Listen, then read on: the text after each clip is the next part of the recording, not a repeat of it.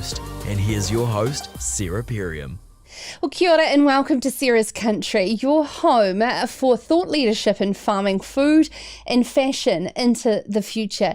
And I'm your host, Sarah Riparian. It's my privilege to bring you a collection of news and views from our latest change makers on how to drive the conversation forward in multiple ways of our rural communities and the challenges and opportunities that are there before us. In your change maker this week, we cover a broad range of themes from remote, ready rural towns, redesigning an affordable food system, how to reduce your vet costs by nearly 60%, and a 90-year riparian native forestry scheme. But before that, I'll let you know about the guests on this episode. I want to stress the point that to tackle the huge questions around exponential change presented for our primary industries, we need to come together. If you're a farmer, a grower, a supplier, producer, student, researcher, entrepreneur, or established organisation working in the food and fibre space here, make sure that you have your tickets to the largest cross-sector event of the year, known as Tipu, the Boma New Zealand Agri Summit, happening right here in Christchurch on the 11th and 12th of May.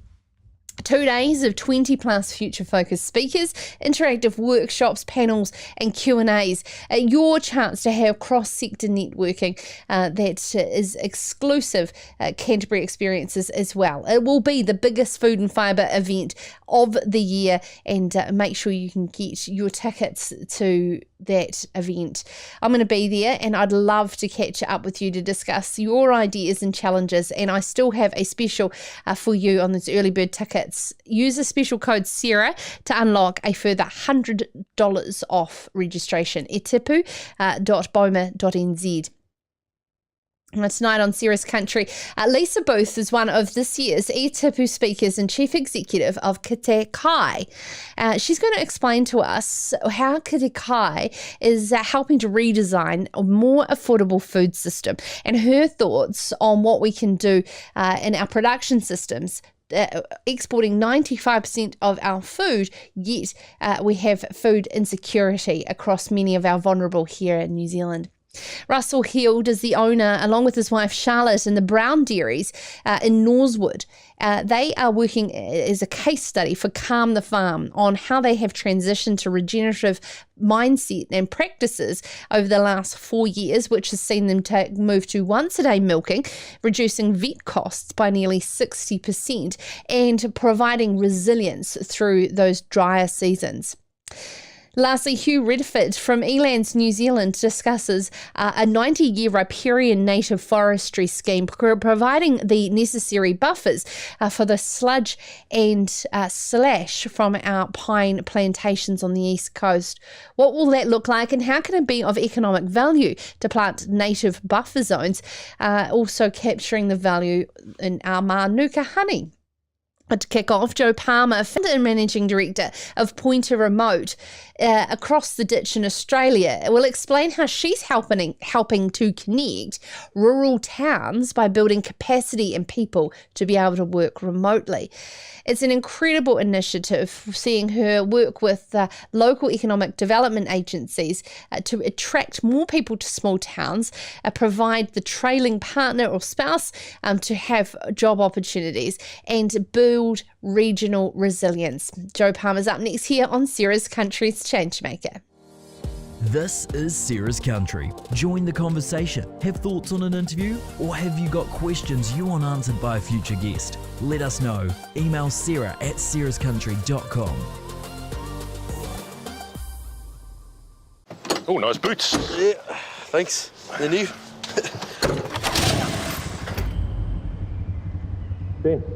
Ben, you alright? Oh, yeah, sorry, mate. Just meerkatting pretty hard, eh?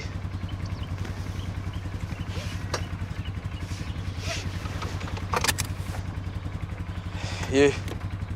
I just said to myself, Ben, work hard. You deserve new boots.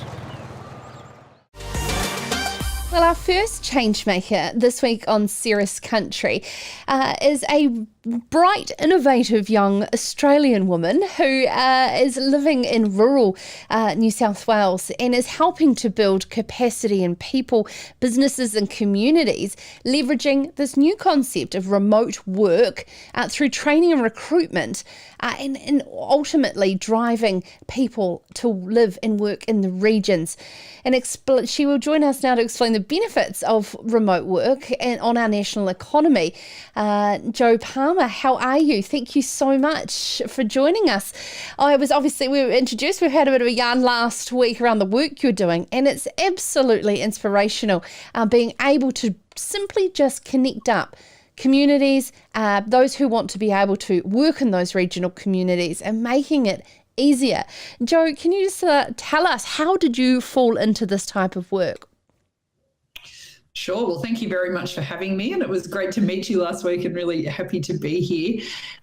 So I started a company called Pointer Remote about 4 years ago, and it was after I had been at a barbecue and I realised, looking around the crowd of friends that were there with me, that I had a whole lot of very clever girlfriends who had left corporate careers to marry farmers, and that they weren't using the skills and experiences that they'd gained in their career. They weren't either working at all, or they were working in jobs they were overqualified for, or they were working not as much as they wanted to because the work just wasn't available for them in their areas. And so I sort of thought there had to be an easier way for these friends to be actually accessing the workforce, because they had so much to offer.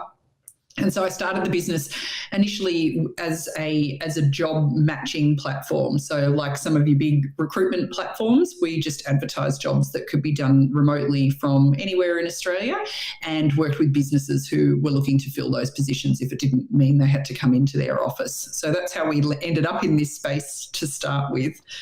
Oh, fantastic. Pointer Remote is the name of the company.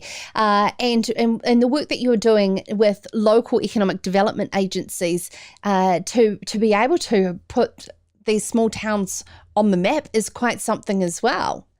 Yeah, so what we've found over the last 12 months, as the rest of the world has seen, is that despite all of the downsides that COVID has brought with it, it's actually really raised the visibility of remote work and what it actually means, that once organisations were organised and were set up and had the systems and processes and things in place to let their workers work remotely, it meant that there was a lot more mobility in their staff, and that they could actually move somewhere else, and that work-life blend could become more of a reality, that they didn't then have to be sitting in big commute times and in living in places that where housing affordability was really a challenge for a lot of people. So because we were seeing this so much, and there's been a very big mass migration from metropolitan areas in Australia to rural regions, is that we thought, okay, this is a really good opportunity for communities in rural areas to showcase what fabulous places they are to live, and also that there are a huge number of jobs that are available as hands-on positions. So that might be farming jobs through to engineering to jobs in the local government areas themselves. And what in the previous times had actually been a handbrake for a lot of people to fill these positions was, what would their spouse do? So this concept of the trailing spouse and them being the handbrake to actually relocating to a regional area. If they've got a more flexible job that they can take with them, it really removes a lot of those barriers. And so people can actually look at, where do we want to live, what's important to us in a community, and then let's go and relocate there. This is a job that you can do in person and hands-on and on the tools, or those sorts of things, and I can bring my job with me. Fantastic, Jo. What is the next step for you coming into the New Zealand rural communities and being able to help with the knowledge and expertise you've learnt in Australia here in Aotearoa? Well, what we've found is that you guys are in a really similar situation to us, is that for I think generations, there's been this idea of the brain drain and people leaving rural areas to move to metropolitan ones because you can earn more or there's more opportunities. And for us that live in rural areas, we know that that's not the case, and that you don't actually have to leave, or if you do leave, that you can come back and have a really meaningful career career. And so we've been with talking to a whole lot of stakeholders in New Zealand to see about how we can roll out the platform that we've built here in Australia, which is actually like a decentralisation tool called the Community Finder.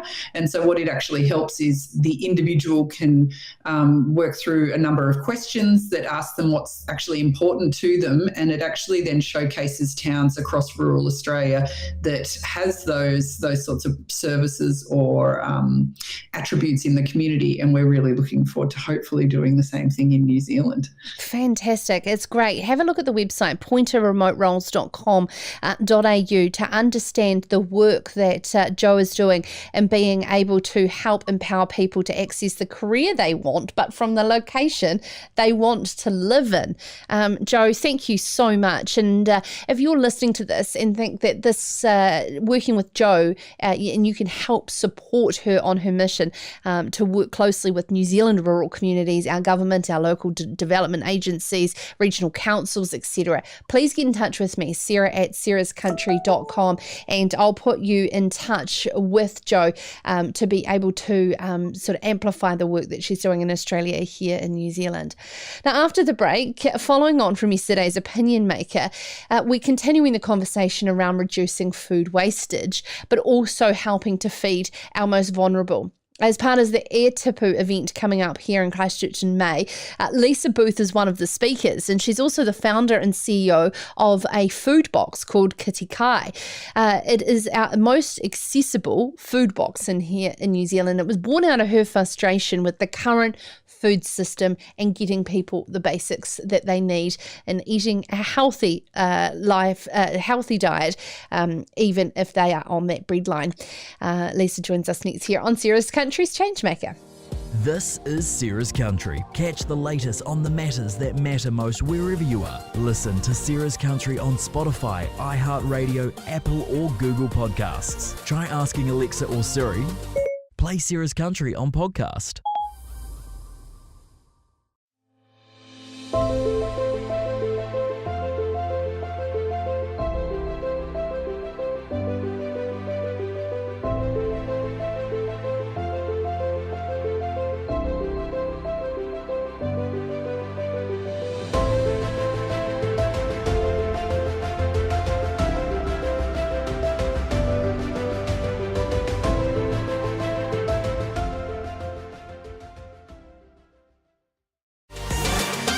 Well, every fortnight on Sarah's Country, we've been focusing, if you follow along, on the Aratu Speakers, which is an event coming in May to Christchurch on the future of our food and fibre here in Aotearoa, New Zealand, and all of the challenges we face, but with some thought-provoking leaders in various elements of our food systems.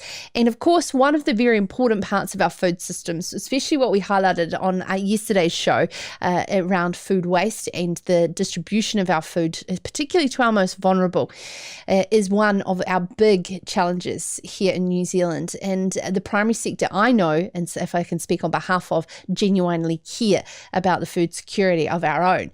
So does our next guest, Lisa Booth, the founder and CEO of Kete Kai, Aotearoa's most accessible food box, born out of her frustration with the current food system. Kete Kai's goal is to work together to end hunger in Aotearoa by 2030, using technology to provide accessible food for all. Lisa's passion for people, community and learning are what drives her, and she joins us now. Lisa, kia ora, and thank you so much for coming on the program.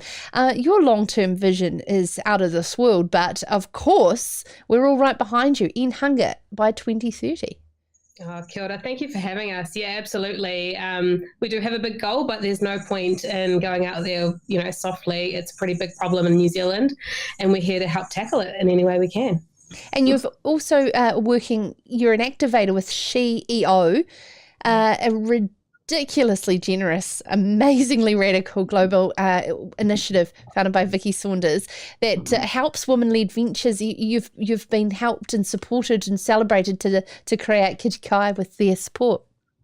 Yeah, absolutely. So I just recently joined SheEO in the last sort of couple of months, but I think what's really cool is their radical generosity, like you said. I mean, that's part of our what we do in our kaupapa is about giving back. And so I guess when you're in this space, it's not an easy space, like giving back or trying to put stuff into the community. So surrounding yourself with people that are like-minded is really important. It states that you're a meal kit with a mission. This is more than just a box of the basics arriving for breakfast, lunch and dinner at a more affordable price than some of our other food boxes, is it? Yeah, I guess we kind of say that we're a tech company disguised like a food company. And the reason for that is that our big ambition, we know that we can't do that just by providing food. We need to work with the key players in the community. So what we're doing is we're doing some pilot programs with some really cool communities like Papakura Marae or Cambridge Community House to figure out how can we bring our learnings from what we've done in creating a meal kit to enable them to create their own food solutions using technology. So that's why we say we're on a mission to help. Okay, so can you explain more about how it's a technology-based company? Yeah, absolutely. So we have some really crazy smart developers that are sort of looking at how do we do heavy lifting, because when we look at the food industry and the players in it, whether they're in the farming industry or retail, generally the technology is quite a bit further behind than other industries. So I come from digital marketing where we've got the craziest, coolest tools to do the most simple functions, but as soon as you go into any other sort of food-based industry, it tends to be quite far behind. So we're kind of like, well, what would it look like if we were able to create a meal kit company that was successful in its own right and take the learnings and build technology to make meal kits really easy and accessible to create for any type of business or community and put that technology into communities? Does that make sense? So, okay, can you give me an example of how we would be able to do that within the local community I am in here in Lincoln? Absolutely. So if there was like a local community within Lincoln that were keen, what you'll probably find actually, if I take a step back, is that most communities are actually doing a food box of some sort. But what they, and usually like sort of disguised like a food parcel, right? But when we actually dig a little bit deeper into these food parcels, we find that usually they're lacking some simple things like recipes that enable people that are actually using these sort of food parcels to be able to cook them and get the best efficiency out of the box. So what we're doing is we can work with that community and say, hey, what would it look like if we paired recipes with those food parcels that you're sending out? But also, what would it look like if we opened up supply channels that we've got, or actually those relationships that we've got with particular suppliers so that you can get your food for cheaper, so your dollar can go a little bit further as well. Fantastic. So therefore, it's about communities, lifting each other up and supporting each other. How is it funded for the food parcels? Yeah, absolutely. So most of it is funded through myself and my investors. But then we also work with some communities we've managed to get a little bit of funding to do some piloting programs. But our goal is actually so that our food side, which is our meal kits that are going out, that actually funds the technology. So we're talking about being a social enterprise that is self-funded. Okay, so I am just looking down here. I can go on, and particularly all the add-ons. It's like the beauty of having online shopping from the supermarket at the same time as buying a bundled selection of food that I can prepare myself as well. So $85, I would purchase this 5 classic dinners, and that's for 2 adults, and I know that I'm contributing to food parcels at the same time. Yeah, absolutely. I mean, what we've found with the meal kits that we're putting together and the research that we did was that people were interested in getting a meal kit that was a lot simpler than what was currently on the market. So they wanted to do lasagna and tacos and, beef stroganoff and those sorts of things. They didn't want it to be complicated. The other thing is that they wanted less packaging. So what we do is, I say this to some of my friends, we give you a whole packet of rice and we expect that if there's 3 meals with rice in it, that you are capable of splitting that up. So we're not going to send you 3 different sort of parcels of rice and bits and pieces like that. So we reduce the packaging, simple basic meals. It's kind of like grocery shopping, but with a little bit more simplicity there with having it delivered to your door.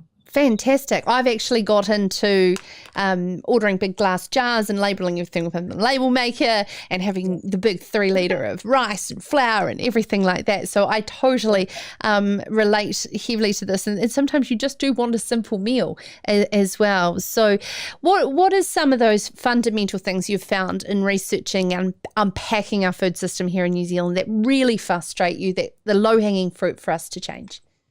Yeah, the most frustrating thing is I think there is a massive gap between the people that have the money and the technology and the resource and the people that don't. So that's kind of where we sit. So when we look at, for example, a community centre that might be servicing, say, 200 to 300 families, and they are trying to figure out how to pull together a food parcel. They've got funding, potentially from the government, so they might have a big sort of lot of money. And then they've got to then figure out how to create a food parcel. And so that slows down their whole process for them. So that's one of the biggest frustrations. Also, even probably on top of that is the fact when you look at the statistics of how much food we produce in New Zealand, yet food insecurity, I think the latest stats was that it's impacting around about 1.2 million people in New Zealand. When we produce enough food to feed our country, 3 or 4 times over. So that blows my mind. How is that even possible? Yeah, it's absolutely incredible, and it's something that I've been just as passionate watching from the sidelines about how ridiculous it is that we export 95% of our produce, yet we can't fundamentally fix the framework within our own domestic food security to lift up our most vulnerable, and also to stop thinking that it's the government's role to play in this as well.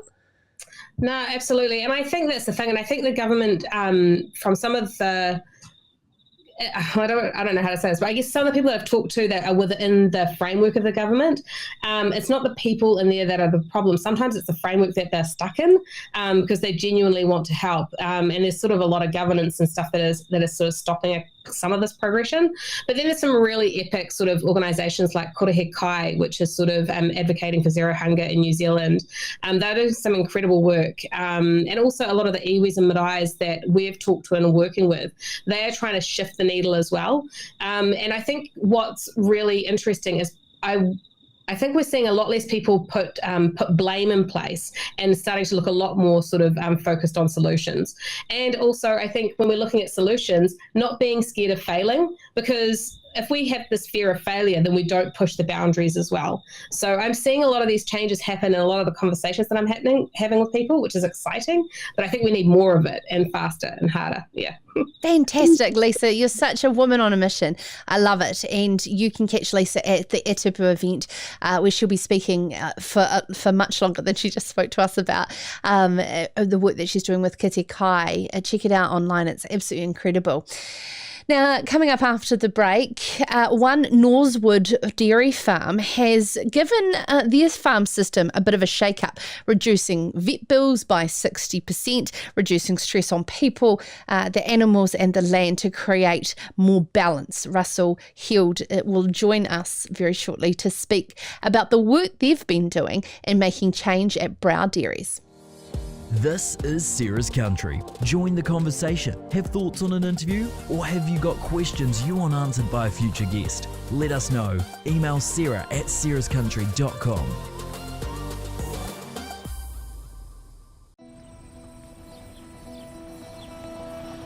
The world's starting to wonder and ask questions about where their food's coming from, and when we have that really good story of the way we nurture our soils and our pastures all the way through into putting food on people's plates, it just feels like there's a lot of integrity in that, and that's where it's going to go for the sustainability of our food supply chain in the future.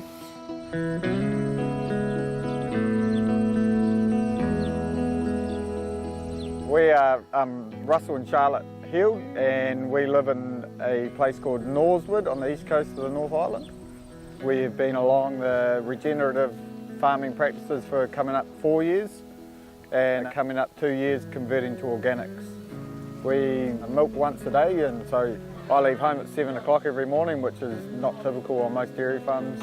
That has allowed us to have a really good, happy work-life balance and more time for our family and doing the other things that we enjoy, and that's just really, really important to us. We're changing to the regen system. We have been able to drop a lot of the feed out of our system, so that's made the whole system a lot more profitable. Within our first couple of years, we dropped just over 200k off our feed bill. The whole farm's just so much more resilient in terms of pasture diversity, which has enabled us to run longer rounds, hold production, and really feed our cows properly. The quality of the pastures and the diversity has had this massive impact on our cows, but also with milking once a day, our cows are under a lot less stress. They're not walking as far, and that's definitely had a really good flow-on impact in terms of their health as well. Seen a significant drop in animal health costs. We've gone from spending around $60 per kilo of milk solids, and each year it's dropped down to 45, then to 32, and now to 20, and it's probably gonna, this next season is gonna probably be even lower. Our motto is healthy soils equal healthy plants, equal healthy cows, equals happy farmers.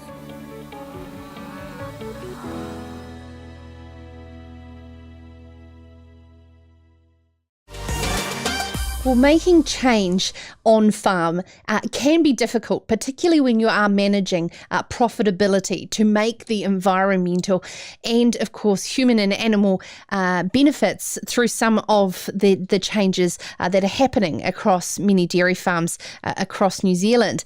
There's an organisation called Calm the Farm that help farmers in New Zealand transition to more of a regenerative mindset. And one of their very first case studies is Russell and Charlotte Hugh, who began transitioning their Norsewood dairy farm in 2017. And those mindset adjustments along the way have actually had greater fulfillment and seen the results being maintaining profitability, but also benefiting from a better work-life balance and less stress. Sounds fantastic. They've also seen pastures recover quicker through drought, which is incredibly important in the Manawatu Whanganui region. And all this through shifting to once-a-day milking as well. So, how have they been able to reduce vet bills to 60%, increase the health and well-being of their people, their cows and their land through a more holistic approach? Well, Russell joins us now. Russell, it's been a big 3 to 4 years for yourself, Charlotte, and your family. Hi, Sarah. Yeah, no, we've been on an amazing journey for the last 4 years now on our regen journey, and it's pretty exciting to see what's happening and also where it's heading. So milking 430 Friesian and Friesian cross cows, the process of converting to organic and the learnings you've had along the way, particularly in the face of what traditional dairy farming in New Zealand and out of the culture around how we dairy farm, was it a challenge, or was it all the tools that you needed there for yourself and Charlotte to support your journey? Yeah, it definitely was a challenge and a bit of a mindset shift for us. Especially with doing the regen and then also going on to do the organics after that. But for us, it was all about our environment, and our environment starts with our water and soils, our animals and our people. And so that was something that we had a big focus on. And for us, it was just about reducing stress throughout that whole environment, and taking the pressure off our land and off our waterways and off our animals and also off our people. So, and by going down the pathway we have, that's enabled us to reduce that stress, especially with the once-a-day milking and just cutting back on our stocking rate, and just going down that regen pathway with having the pasture diversity, having more of a focus on our soil health, because everything starts within our soil. So for us, it's around creating healthy soils, to create healthy plants, to then for that to then flow onto our cows, and then also to have that healthy environment for our people as well. Let's talk about the diversity of pasture species. You sort of talk about it being cow salad with 9 or more legumes, grasses, nutrients and herbs all together. How do you get on with the success and yield of dry matter and the competing species within that sward to make up and give you the milk production you need to justify also once a day milking as well? So with the pasture diversity, it's worked really well. It's because there's 9+ species, and then we get other species that come back into it as well. And what that enables us to do is, at certain times of year, certain plants are thriving and others not so much. So that changes throughout the season. So what it's enabled us to do is to create a lot more resilience within our farming system. So when we're going through that late spring into early summer, we're able to push our rounds out to sort of 40, 45 and even up to 50 days. Whereas on our traditional ryegrass paddocks, we're unable to do that. And that just gives us a whole lot more flexibility in terms of being able to push feed ahead of us and not lose production. Like, we're not losing quality because we've got that balance of herbs and legumes and forbs along with all our grasses within that mix. And I understand that it's dropped 200k off your feed bill and only adding more onto that end margin, especially when you're dropping to once a day milking. So the production has dropped, but how have you maintained profitability? So we've maintained our profitability through cutting out all those extra costs, especially with feed.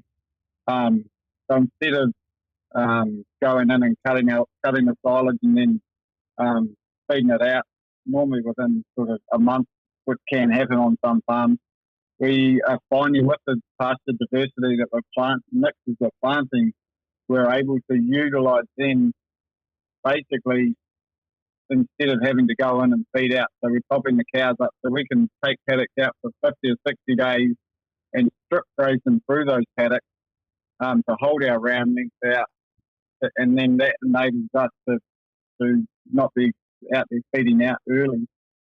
Enables us to really keep the cows well fed without having to go and start the tractor. Like, it's harvesting with mouths rather than always harvesting with a machine. And what's the flow-on effect been from cows that are not getting milked? Are they less stressed? What sort of impact is it having on fertility and the likes of, the general animal welfare and animal health benefits? You've seen some massive benefits there, like just through observations. Just the cows, like, you go to get the cows in the morning and they're still, most of them, 90% of them will still be sitting down, and we don't go out to get them until about 6, 7 o'clock. So it's which is not a bad time to start for a dairy farmer. I was going to say the health and well-being of your team would have only just improved off the back of that start time. Yeah, definitely. Yeah, Anthony Mills, who's part of our team, he's loving it. Like, he's come from System 5 farms previous, and so it's taken him a little bit to adapt to it, but he just loves it. He said to me the other day, he just can't see himself going anywhere anytime soon. So it's just awesome for us, especially in the environment within the dairy sector at the moment with staffing, just that staff retention.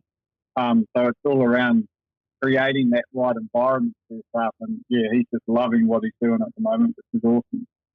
And the big standout here is 60% drop in your expenditure on vet visits as well. It's incredibly inspiring, this case study. You can check out at calmthefarm.nz and check out the case studies there, reduction in synthetic fertilisers too as well, and what is looking like challenging times ahead and navigating it. Russell, just lastly, I'd like to sort of ask your advice for those who are listening or watching with, the rhetoric and the noise around the term regenerative, particularly in dairy farming, that it is possible to not drop profitability and can only holistically be better across the board. What do you say to those who are struggling with the confidence to take that risk, which they think may be a massive, too big a financial for them? I think a big thing around all the regen at the moment is you've actually got to come to a farm that's doing it. So you've actually got to come and see it to believe it.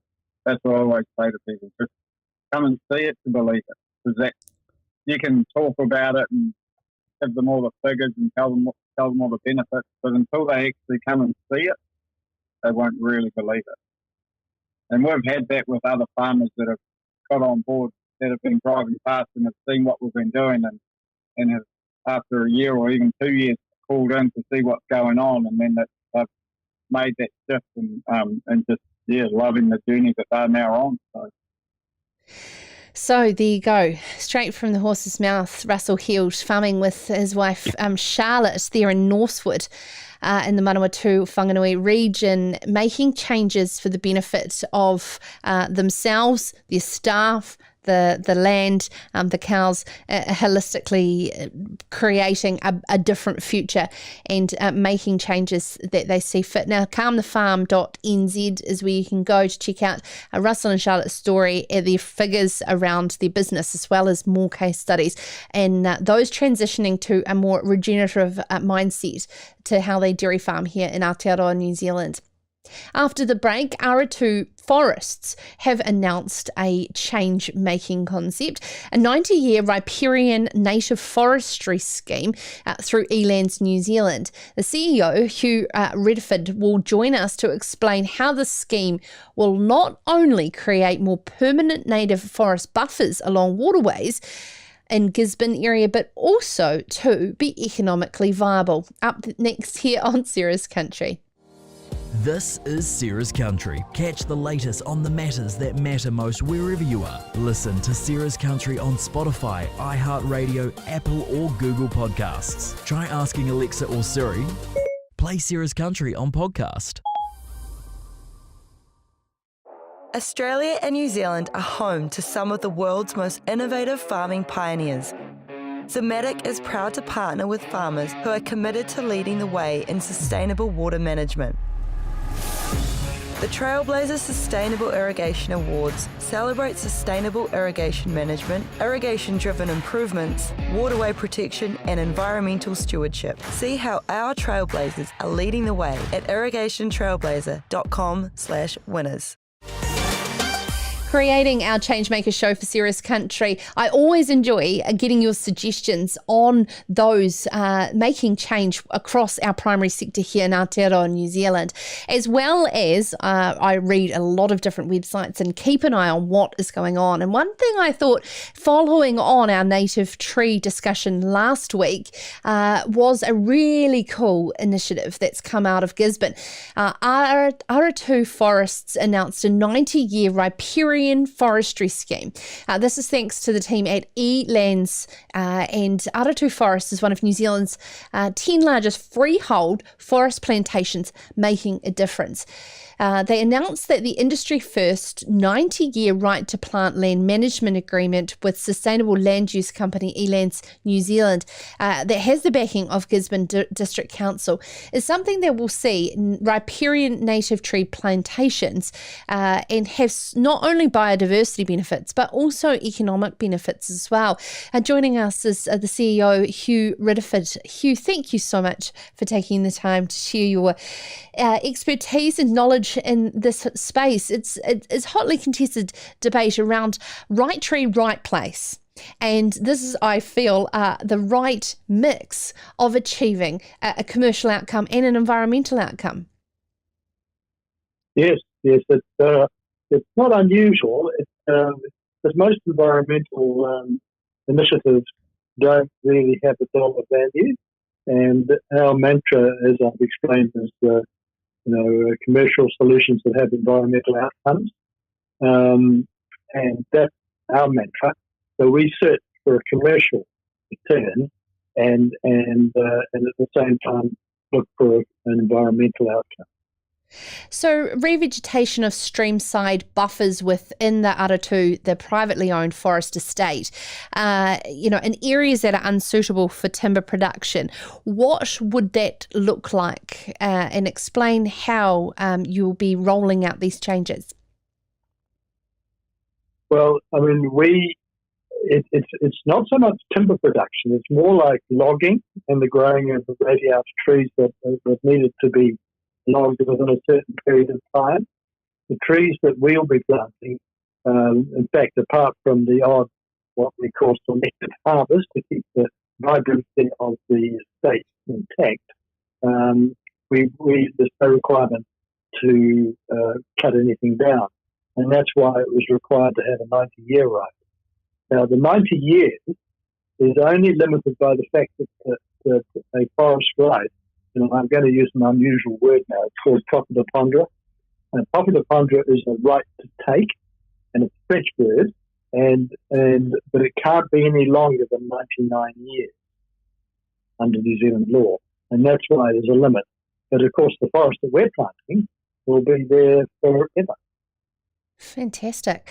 And of course, it's a mix, I understand, of species, manuka, kanuka, and also that lower cover to bring up through those native trees over a period of time, having those incredible environmental benefits of biodiversity, but also too in Gisborne, turning that tide on the debris on the beaches and the sludge and things like that. It must be, good to be involved with something that will only, meet the community expectations of the East Coast. Yes, it's the obvious one is the logs on the beaches, and our forest will create a buffer. So when we're planting the larger trees, that's what we have in mind, is to create a buffer, stop the logs ending up on the beach. But equally importantly is the sludge, because the sludge, when you harvest and you're in unstable soil conditions, that soil ends up in the waterway. So there's a double problem there. And the whole point of limiting the capacity for the soil to run into streams is by planting something permanent. What are the average distances from the edge of the waterways that you are going back from? There is no average, because it's council that decides, and it's really on a case-by-case basis. And you really have to look at the topography. So for me to give you a figure would be wrong. We are currently working on what that number will be, but in a lot of cases, it's in consultation with the council, who will obviously want to get as far back from the stream as possible, and the owners of the land who want to possibly not go quite as far. So there's a delicate balance there. So I'd rather not make a comment on that just at this point, because we're still working our way through it. This really is pioneering a new way of sustainable forestry practices, Hugh, and I'm really happy to be able to showcase this here on Serious Country, because it's super important that we can move as quickly as possible to, have these environmental outcomes achieved faster.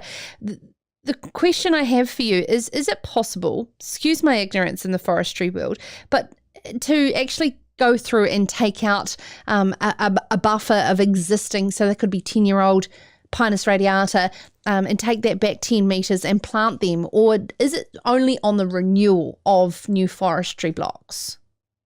At this particular point, and this might change, it's just on the post-harvest, if you like.